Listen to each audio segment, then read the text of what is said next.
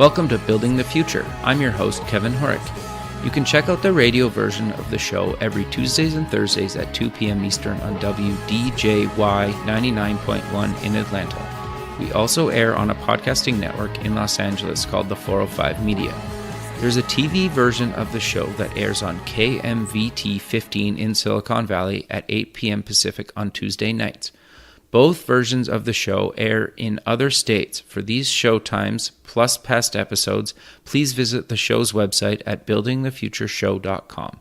The music for the show is done by Electric Mantra. You can check him out at electricmantra.com.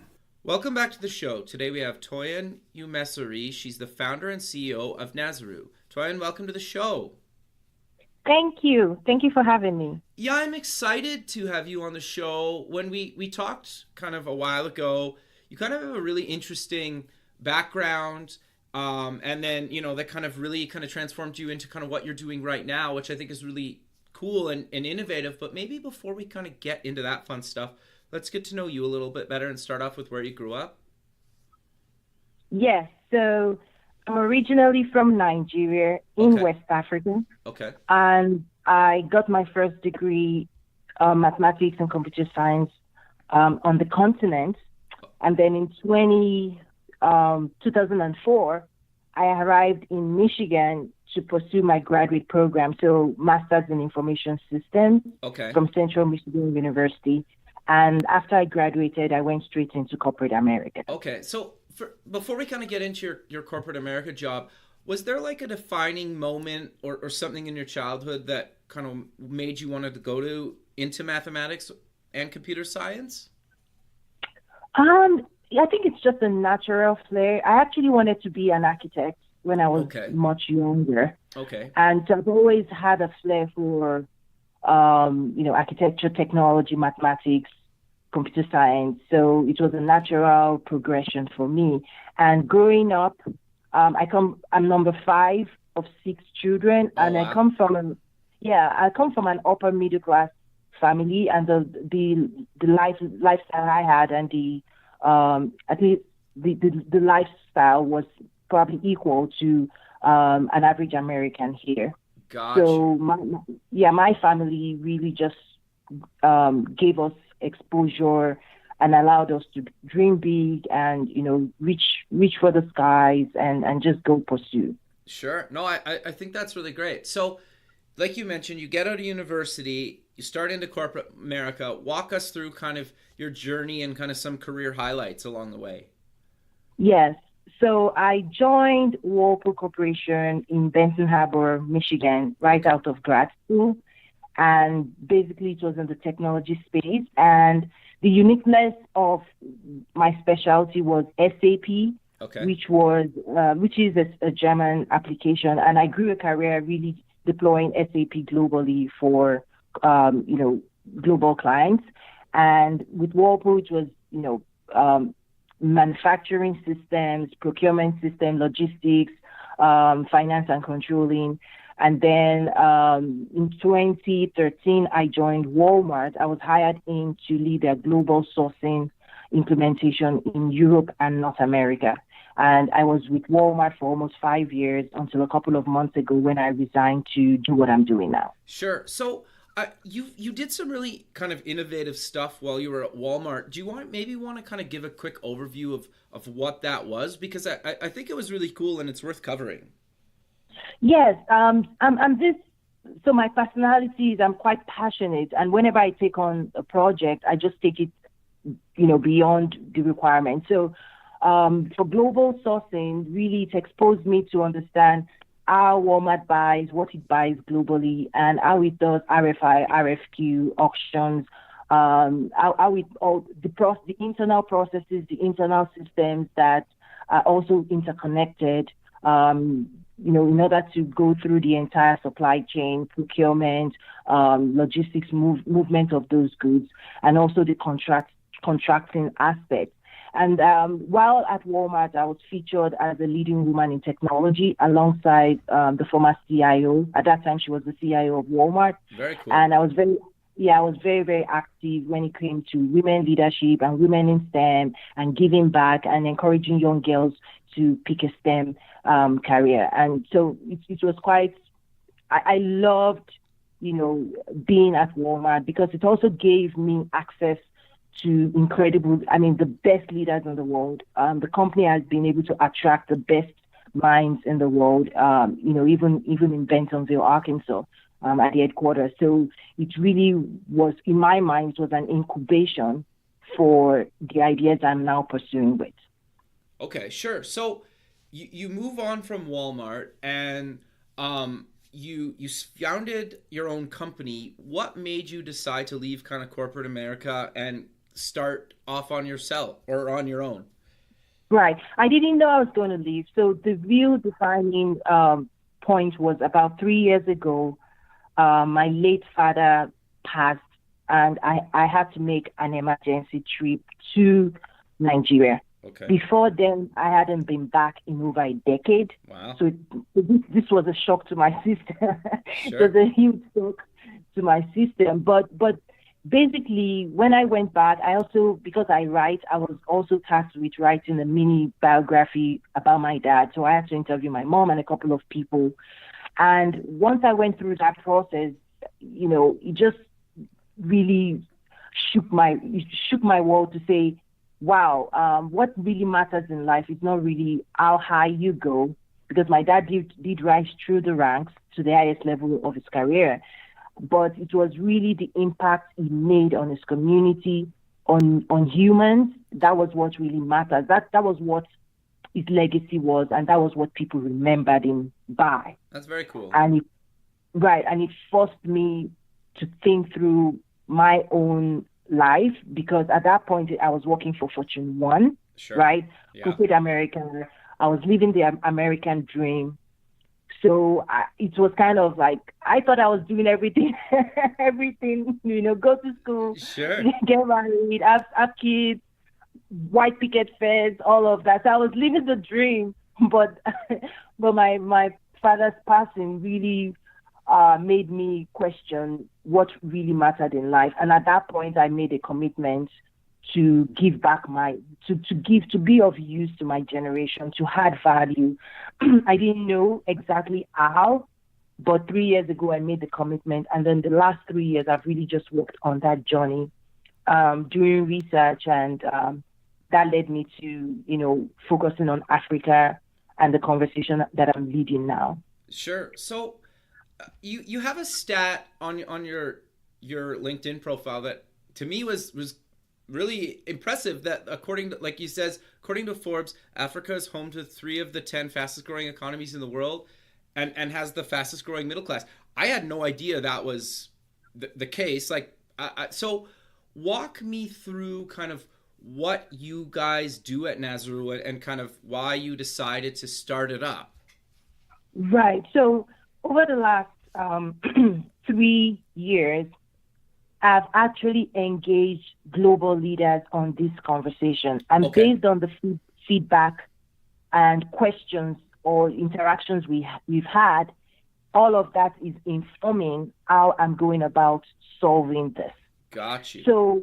So basically, one of the things I discovered was people do not know the commercial side of Africa. Sure. The imagery, like if by default, everybody feels the region is a region of war, famine, and disease. Okay. That when you say Africa, that's the image that comes to people's mind, because that's the only stories you will find in mainstream media. Gotcha. And what people have to, I think people have to question that narrative, that 1 billion people cannot all be at war, cannot be, fighting disease. Like, Africa is home to 1/4 of the number of countries in the world. Wow. Like, people have to, there's some things we want to put out there that would force people to take a different approach to their view on Africa. Sure. It's 1/4 of the number of countries. However, U.S. only does 2% of its global trade with the entire continent of Africa. Wow. Interesting. So the Right. So the rest of the world benefits the remaining 98%. Sure. But even from that 2%, most of it is extractive resources like oil. Okay. There is really no true global trade when it comes to advanced manufacturing coming at the levels possible. So those are conversations we want to have. But what I found is to lay a solid foundation, there's an awareness that we have to create. Gotcha.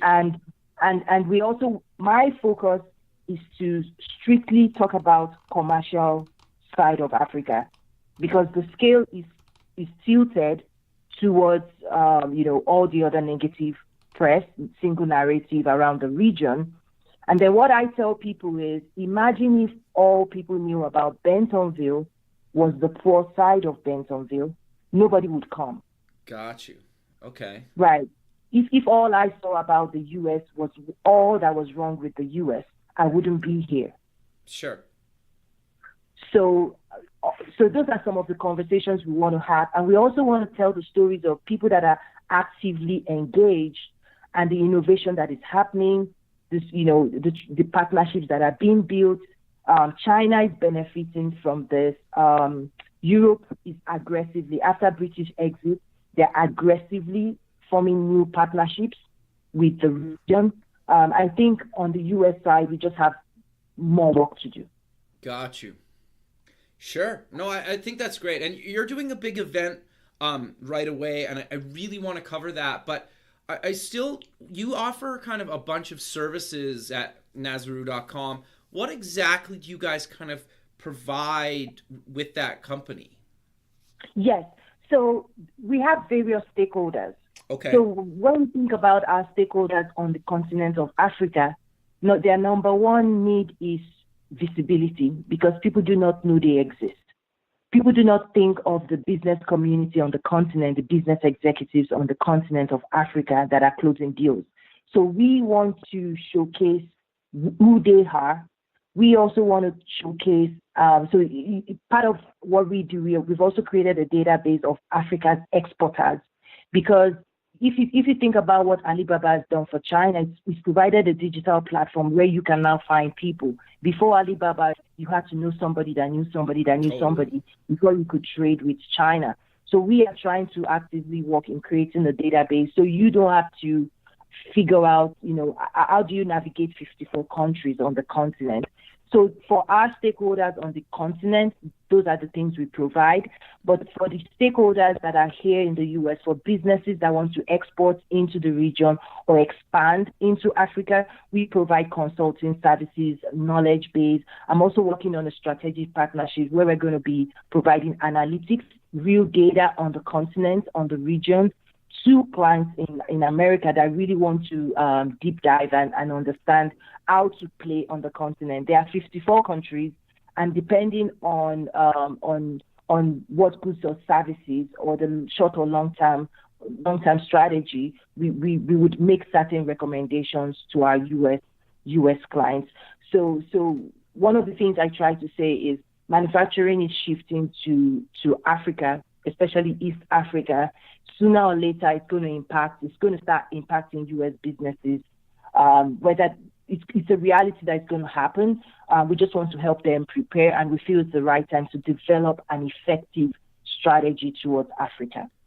Sure. No, I think that's really great. Like the business matchmaking kind of stuff, and the education and the mentorship that you're doing for kind of women-owned businesses, I think is really interesting. So do you maybe want to kind of cover that a little bit as well?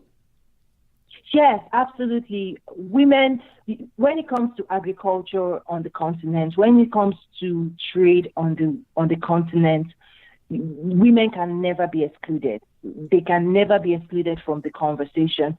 And for every dollar that goes into the hand of a woman, the statistics is even more impactful on the continent of Africa than even in the U.S.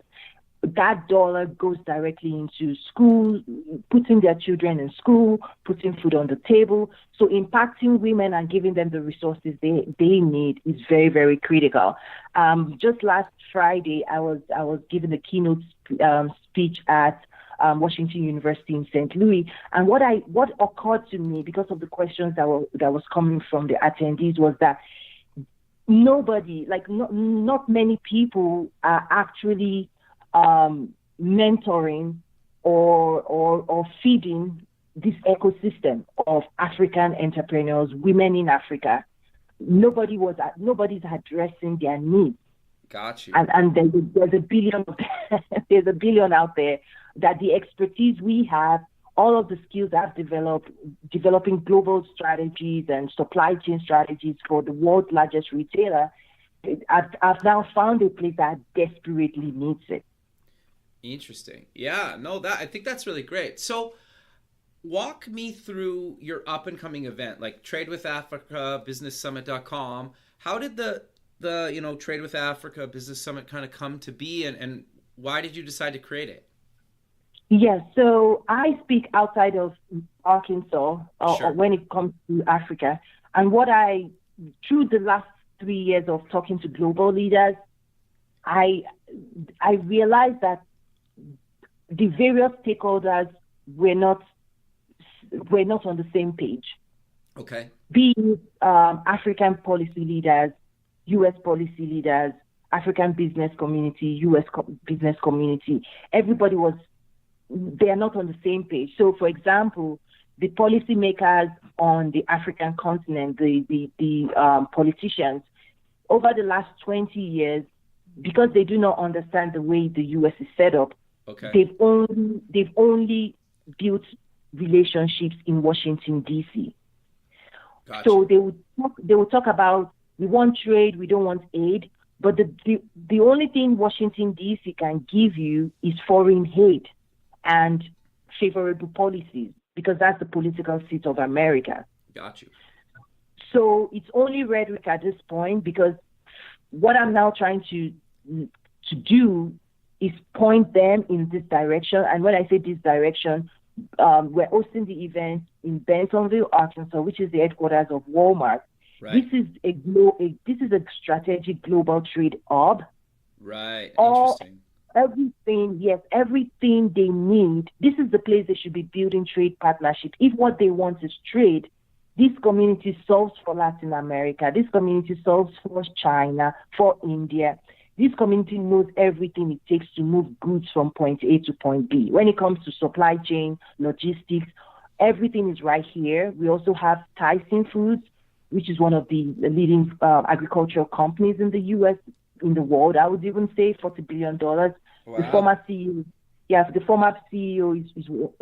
is one of our speakers. So on the African policy side, providing them education to say, if you're looking for trade, Washington, D.C., you have to build strategic partnership with corporate America. Got you. Right? Sure. Like they've been going to Washington, D.C., and they've had favorable over the last 20 years. Clinton, Bush 1 and Bush 2 and Obama has been favorable, but at best they would keep giving you foreign aid, and foreign aid is not what would grow the economy. So Sure. This event is strategically positioned that way. Also, we have over 30 speakers, and these are the most brilliant minds that are solving when it comes to technology, sustainable agriculture, women empowerment, education, health. I can give you, I can tell you more about Sure. a few of the speakers. Yeah, that's great. Yes. So in coming out from Silicon Valley is who I would consider the PayPal of Africa. He runs a company called Flutterwave. Okay. He's a serial entrepreneur. His previous company, the CEO of Facebook, invested $24 million in a Nigerian startup. He exited that to start Flutterwave, and is connecting 30 African countries on digital payments. Uber's expansion in Africa he uses his platform to process payments, and he processes millions of dollars, every month. Like, those are stories we want to talk about, to say real innovation is happening. M-Pesa in Kenya is leading when it comes to mobile payments in the world. Wow. Because millions of people were taken from the unbanked, millions of them leapfrogged, they skipped the banks and went straight to mobile money payments. So we want to highlight these types of stories, that innovation is happening on the continent. People are not just talking about it. No, I think that's really great. So I'm curious, though, to get your take on a couple of things. You mentioned the mobile payment space, and I think, and you kind of touched on it for a second, but I think I want to highlight a point here that I think is kind of a little bit off topic for a second, and we'll pull it back. But you mentioned something like they skipped the banks and kind of just went to kind of mobile payment. Why is like something that, because like I think obviously mobile payments are happening in North America, right? Like it's happening, but it's not getting adopted as fast as it's getting adopted in somewhere like Africa. Why do you think something or a country or continent like Africa is allowed to just kind of adopt some of this new technology a lot faster than maybe kind of North America or other parts of the world? It's very, very easy. There are several points, but it's very simple. When there's been when you have people that have been excluded from goods and services, sure, and you provide them goods and services, they're going to soak it all in because the hunger is built up. Okay.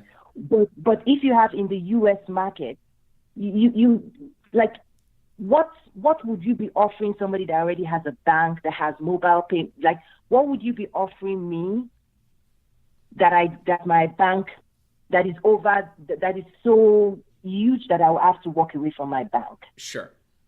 Yeah, whereas, for example, our keynote speaker, Scott Ford, he exports coffee. 20% of Rwandans, they're in the coffee business, and he's invested over $100 million straight into the hands of the farmers. The farmer in rural Rwanda, they are being paid on their mobile phone because there are no banks. There are no banks, right? Sure. So with their cell phone penetration is increasing. So cell phone all of a sudden gives them access to so many things that they've been excluded from for so long. There are no banks in the farm. Gotcha. But they can look at their phone and they can get a credit and say, oh, now I have money.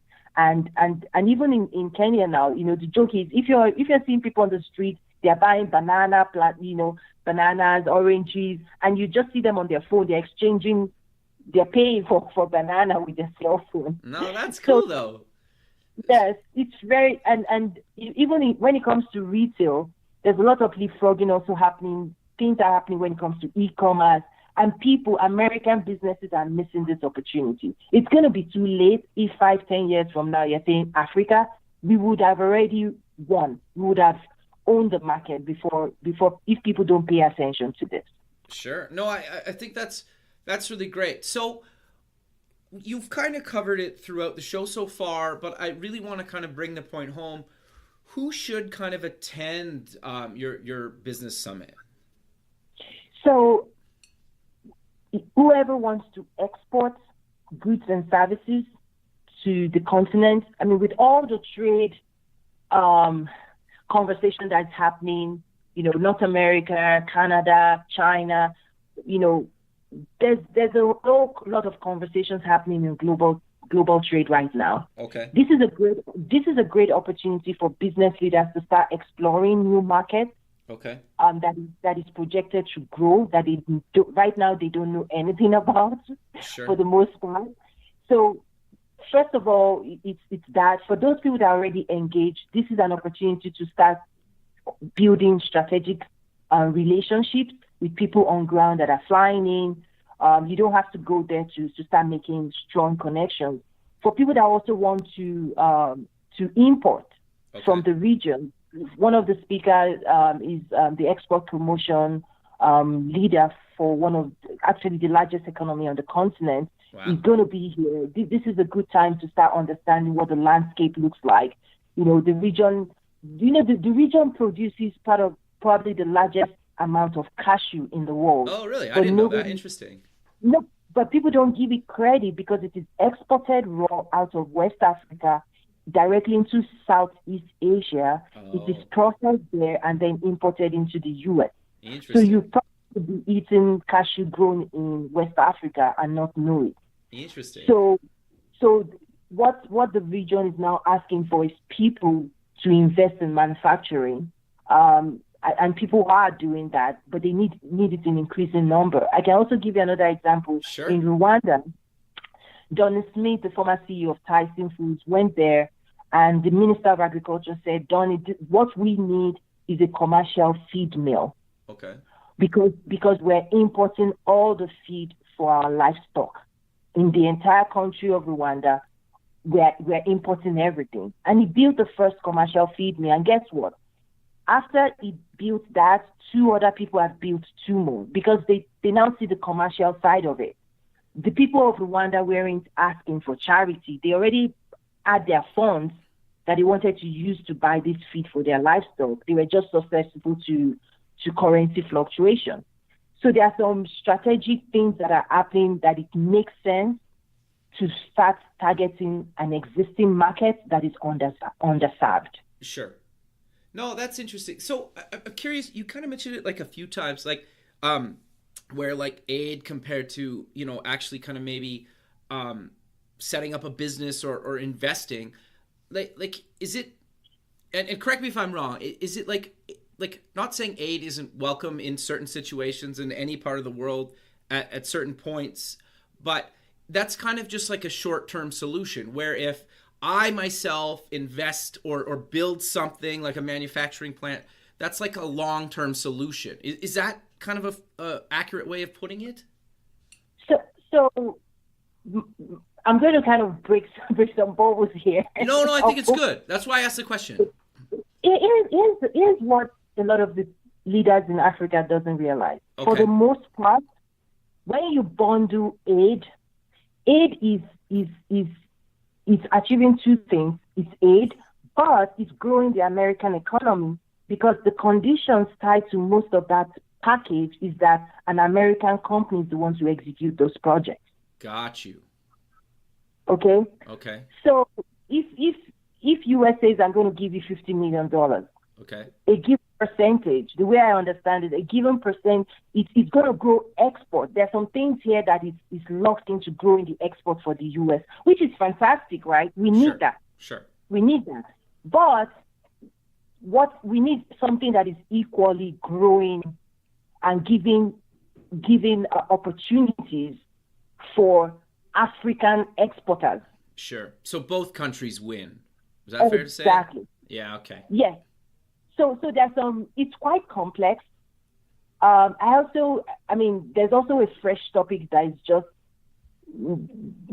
just I'm still processing it because I'm trying to understand what the US is how they want to handle this. But there's an existing policy called AGOA, which is Africa Growth Opportunity Act. It allows you to import certain commodity items from Africa into the US duty free. Interesting. But on the continent, some of the leaders, Rwanda specifically now, they're trying to ban importation of fairly used clothing from the U.S. because they want to grow their own textile manufacturing. But just this weekend, I'm seeing that the U.S. is responding and trying to retaliate that. And I'm going, why? So those are some of the conversations that is missing, like mainstream media is not talking about it, but I'm watching and listening and saying, okay, how do we provide visibility and also help the American side to say, listen to the aspirations and the ambitions of the African people. Gotcha. They want to grow their economy. And China comes into Africa with, we will help you do whatever you want to do. We will write you the check. We will build you the road. We will do, like China comes in to the region with a different approach. Interesting. And that's why they are winning. Right. If you go to different parts of the region, they're the ones building the airports, the Chinese firms building the roads. They're using, on and on and on, on and on and on. But I feel like our stakeholders on the U.S. side, there's opportunity, real opportunity for them to rethink their approach towards Africa. Interesting. So I know you've kind of mentioned it throughout our conversation, but is there specific kind of maybe business verticals that maybe people don't realize they could either maybe import or export things to and from Africa that maybe we haven't heard of? Like your cashew example was kind of a good one. Some of the textile stuff you're talking about, but is there any other kind of verticals just to maybe get people thinking that are like, I had no idea that was possible either as an import or an export? Yes, one of the biggest ones, and Arkansas is quite a leading state in that space, is agriculture. So while China is heavy on infrastructure, the U.S. companies, they have a unique opportunity to export expertise, equipment, seeds, all of these things that China is not playing in this space. China is not helping Africa grow food. Okay. but the state of Arkansas, it's an agricultural state, and this event also is giving them the opportunity to start building partnerships that very key people that are already engaged with the event. So that's something you want to capture. Sure. The other thing is supply chain, logistics, packaging, branding, all of that. Whatever it takes to move goods or food from the farm to the shelf. Okay. All of those value chains, all key players in that value chain, Africa is open to them. When it comes to packaging, shipping, Maersk is one. They're also going to be at key players are showing up to this event because volume. My goal is to increase the volume that is being traded for the benefit of both regions. I know it's not going to happen overnight, sure. but I'm focused on this. I'm going to focus on this for the next couple of years. So this is a conversation we all want to learn from. And also, even the diaspora, the African diaspora community, this is an opportunity for them to give back and also to learn new business opportunities that they've not even tapped into before. Sure. Agriculture is quite huge. Technology, when you talk about blockchain, yeah, there are people solving blockchain for Africa right now. Interesting. Because it's easier to provide that and solve real problems on the continent. Part of my job before, I was part of the technology strategy team that we were looking into the future of retail, right? Sure. 5 years, 6 years, 10 years down, where is retail going, and then where is technology going, and which technology should we be adopting? Okay. So I did that for the largest retailer, right? So I'm able to do the same for Africa. Interesting. To say the future of technology, how do you leapfrog into, Africa is a fantastic spot to take all of this. I have VR, people are using it already for weddings. Africans are very into weddings and parties and all of that. And there are already IR VR solutions to say, what's your wedding in 3D? Sure. No, interesting. Okay, cool. I think that's really great. So for people that maybe either attend the summit or maybe that can't attend the summit, how could they potentially work with yourself to maybe, say I'm an investor and I want to actually, maybe import or export something, how would you work with me to actually make that happen? Because to be fair, I've never exported or imported anything from Africa. So how would I kind of reach out to you and how would we work together to kind of make that happen? Yeah, I think it depends. For one, the easiest one is you want to be a passive investor. At that point, we will take it on. Okay. And we would just move along the chain we're already creating. If it's more of a consulting, you want me to help you establish this, then that's a different conversation, because we then want to pick product lines. We want to look at the U.S. market, like sesame seeds, cashew, moringa, teas, hibiscus flower. We want to look at already. These are things that are already being consumed, right? Gotcha. Yeah. And we're saying Africa, we could change the supply chain and reroute it in a cheaper way to the U.S. The other thing that people are also not paying attention to, the most recent movie, Black Panther. Yeah. That movie was centered around Africa, but people did not realize we missed an opportunity where it increased the demand for authentic African masks, products, apparel, but the supply chain has not been built. People did not know where to go for those items. Interesting. So before the movie even came out, there were conversations I was having to say, there's word on the street. People are now, just like Superman, right? Merchandise around Superman. Well, we failed to capture that. The movie now has grossed $1 billion. Imagine if we had created products, authentic products, because the current product I'm seeing is actually coming from China. Right. Yeah. Okay. But that was a miss. So, but we will capture that. We will capture that to say apparel, authentic African apparel, authentic African masks, carvings. These are all things that already exist today that goes into Europe and other parts of the world, but not US. Interesting. No, this is actually quite fascinating to me. So, is there anything else that people need to consider? Maybe again, kind of importing or exporting. That we haven't talked about that maybe is an issue that maybe they need to kind of deal with, that somebody like yourself can help with? Yes, I think people need to get a little bit more curious around Africa. There are McKinsey reports, and they need to educate them. Like, we cannot, especially on this topic, we cannot allow the media. I know you're in the media, but we cannot. No, I 100% agree. Right, we cannot wait for media to educate us about anything.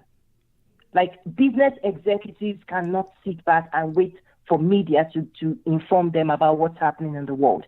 You want to go to McKinsey, Forbes.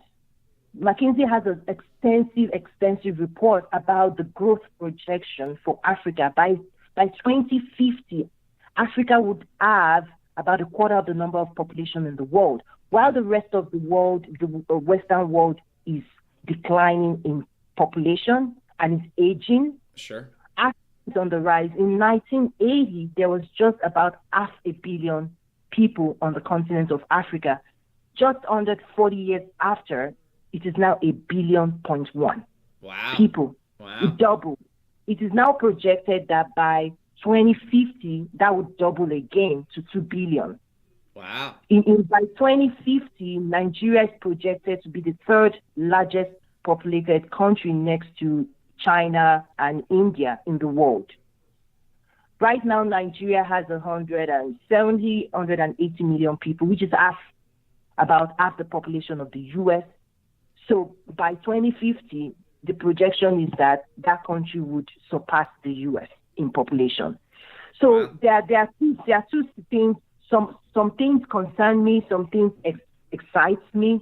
The ones that concern me and also we need support in that space is if you have countries that currently have food insecurity, maybe 20 to 30% of the population currently has food insecurity. If that number doubles again, it's going to be a disaster, right? Sure.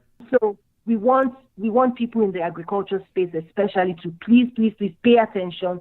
This is not charity. These are commercial opportunities on the continent of Africa. The policy leaders, business leaders, they need support, expertise, partnership, but they want to be treated as equal. Sure. So not subservient. So that gives me concern to say, if we know the region is going to double and there are regions already with food insecurity, what are we doing to make sure we're providing affordable, sustainable food solutions in Africa? What excites me is the fact that people don't think about Africa as consumers of products. Okay. Well, the laptops, the iPhones, all of that is going into Africa. There's a huge demand. China is flooding the market with cheap products. but the U.S. manufacturers, they are looked to for high quality, high end, and that's the place to play. Gotcha. You don't want to play low price. You're not going to win in that space. And one of my speakers already is connecting African consumers to over 200 UK and US websites. Because if you're in Kenya and you go to a website.com, I'm not going to mention names, They're going to decline your card. They will tell you they don't ship to Kenya. But this person is actually already solving and saying, I will handle the logistics. I will handle the payment because these are consumers we should be serving. So so we're also going to be building data, big data around all of this. So business leaders can start seeing real business relevant data, not the noise of that we see out there, but actionable data that will really help people to digest and see which of the 54 would help grow their businesses and what partnerships exist. No, I think that's really great. And it's actually really quite fascinating to me, even just kind of personally, about kind of everything we've kind of talked about so far. But I'm curious to know, is there anything that maybe people should be a little bit like weary of or to look out for, so nothing kind of goes sideways when they're actually looking to either import or export? So with every business, the same due diligence that any business executives would execute if they're doing business here in the U.S. Sure. Even much more is required. Okay. Right? When you're doing business with a new territory that you're not familiar with. Sure. So we cannot keep, this is not a call to, hey, Africa. No, it's risk. In fact, one of the things we're also working on is to look at the 54, 55 countries and map them on a risk-reward plane where we say this country has a high risk, high reward, high risk, low reward, or low risk, high reward, low risk, low reward. Gotcha. Because as business leaders, we want to be presented with everything, all the information before we make a call, right? Sure. So I'm not saying, oh, Rosie, come, come to Africa. No, it's a real business environment. Just like if you're playing on Wall Street, sure, you have to assess your risks. You have to look at where you're putting your funds. You have to do due diligence. You have to look at all the analytics, projections. You look at the trend. These are all the same business practices that we want to apply to Africa. We do not want to skip any of those steps. We absolutely have to do due diligence here. No, I think that makes a lot of sense. Yeah. So for people that are actually looking to attend the business summit, is there anything that they need to kind of know? I know you have a plan your trip kind of section on the website, but is there anything that people need to either potentially bring or come with, or just kind of, is there any advice you'd have if they're going to actually come to the event? Come with an open mind, because you're going to be blown away with all of the information that you're going to absorb, the partnerships, relationships that you will be built. I mean, on Friday when I was speaking, I actually shared the platform with Wale Adeosun, who was on President Obama's advisory council on doing business with Africa. Wow. He manages a fund of upward of $800 million focused on Africa. So we have a community, even Chris, you have people now that have been raising funds into the billions that they are just looking to focus and solve for Africa. You never know who would be in the room. I used to work at Walmart. We're having this, few minutes from the headquarters. I'm grateful that Walmart is one of our sponsors for the event. So this is a big conversation. So we welcome everybody. There's really nothing special. We have the when it comes to how to register, there's nothing special there. We have the speaker profile available on the event website. We have our tentative agenda already published, so people can because I sometimes I say this event is not for everybody. So I want people to really get their heads around what topics will be covered. But beyond that, it's going to be a fantastic networking opportunity. We have representatives like the Trade Commissioner for South Africa, the Honorary Consul for Nigeria, the Consul General for Nigeria, Atlanta. He's going to be there. We have various representatives. And the reason this conversation is being led by business leaders, but we also have policymakers in the room because we want them to help us remove barriers to trade. Sure. Okay. So if we are saying this is what we're trying to do, but these are the barriers, we want them to take it back home to say, we see the energy, we see the excitement, we see the interest, we see what people are doing, but we also want them to help us address and remove barriers going forward in order to keep this dialogue going. So we welcome everybody around the world. We have people coming from Kenya, Congo. So this is a global event, and I'm just hoping that it's the beginning of much more. It's just a couple of days, but the real work has already started, and the real work, continues even after the event. This is not just a conversation, let's talk and feel good. This is actionable dialogue, real relationships, real partnerships, learning from people like Scott Ford, whose work in Rwanda has been credited for increasing the GDP of Rwanda by 1%. Wow, that's huge. His investment is massive. So people should check out westrockcoffee.com. You should buy that because it awesome. Creates jobs, real jobs for the rural farmers in Rwanda. So he successfully created a transparent supply chain that you can actually know where the coffee is coming from. Sure. And I love what he's doing. He's going to be sharing the story of why he's doing what he's doing. Also, Dale Dawson, he used to be a vice president of Stevens Bank in Little Rock, Arkansas. He actually runs microfinance bank in Rwanda as well. Wow. So, yes. So these are incredible people changing the world. And what I've done is just create a platform for us to laser focus on those type of dialogues. That's great. So we're coming to the end of the show. So let's close with mentioning where people can get more information about, the summit, Nazarov, and any other links you want to mention?